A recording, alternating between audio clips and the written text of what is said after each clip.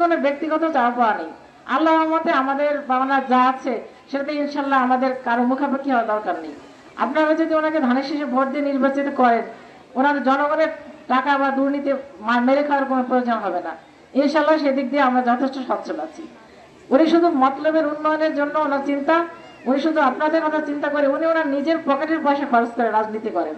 উনি অন্যান্য গতানুগতিক রাজনীতিবিদের মতো না যে অন্যের পয়সা দিয়ে রাজনীতি করবেন অথবা রাজনীতি করে এমপি মিনিস্টার হয়ে জনগণের টাকা নষ্ট করবেন, সেই ধরনের মন মানসিকতা ওনার নাই।